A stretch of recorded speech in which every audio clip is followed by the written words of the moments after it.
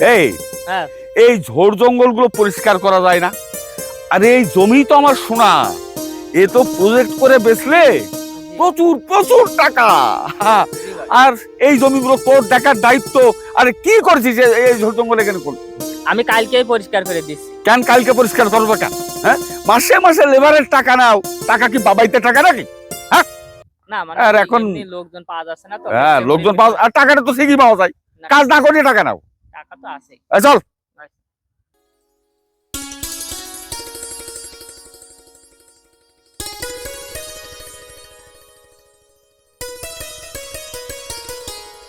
এই হ্যাঁ ভাই, ও কি দা ওই মেয়েটা? ওইটা হচ্ছে সুরতালির বউ, ওইটা আপনাকে বৌমা হয়।